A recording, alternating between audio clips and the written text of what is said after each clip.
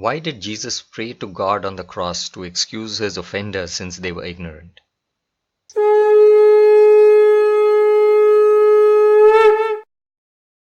Swami replied, "The prayer of Jesus on the cross tells us that we should have tolerance even towards our bitter enemies.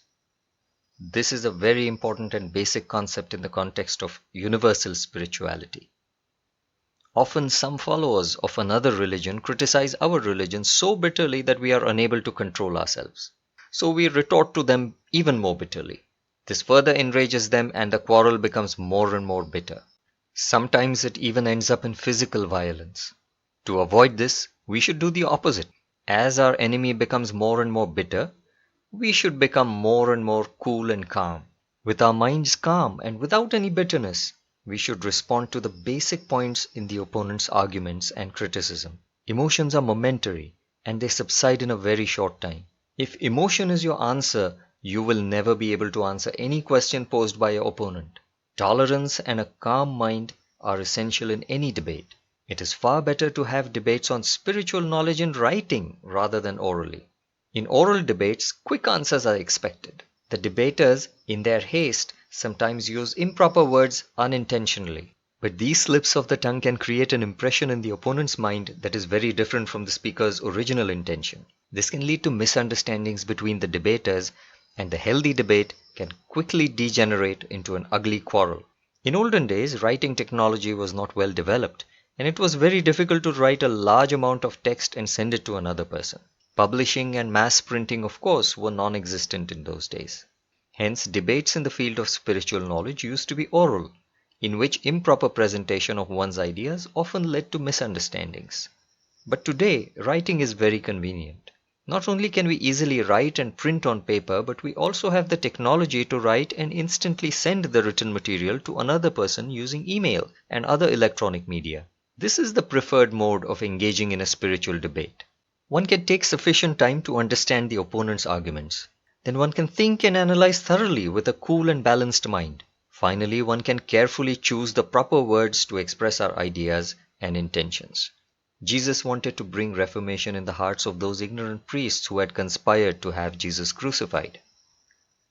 Hearing Jesus pray to the Lord for the forgiveness of his offenders moved the hearts of at least a few of the priests. It gave them a chance to analyze what they had done. It was a door to the reformation of those souls. The reformation of sinful souls was the main aim of Jesus. His approach of praying for the forgiveness of his own offenders is so effective that it can bring true reformation even in a hard-hearted person. Eternal punishment in the liquid fire may only develop the fear of committing sin in a soul. The fear may reduce the tendency of the soul to commit sins in the future birth of the soul. But the effect is only temporary. The reformation through fear is thus only partial and temporary. But the approach of Jesus was goodness and kindness. It was based on his extreme tolerance and peaceful nature. Such an approach is capable of bringing a permanent reformation even to a cruel heart. It is the most powerful way of bringing realization, repentance, and non-repetition of the sin in a soul. Realization, repentance, and non-repetition are the 3 steps in the permanent reformation of a soul.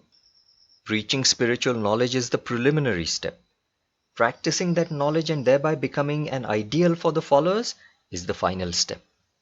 In a time when harshness and cruelty were at their climax, God used this path of kindness to reform souls.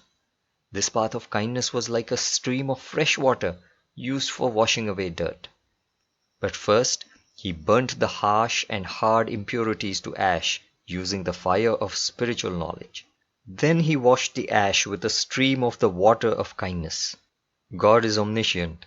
He knows the best way of dealing with every specific situation in any given time. Lord Krishna says in the Bhagavad Gita that propagating divine spiritual knowledge pleases the Lord greatly. Jnana yajnena tenaham. Spiritual knowledge brings about permanent harmony and peace in the world. So join us in sharing this universal divine knowledge of Lord Datta and earn the highest grace of God.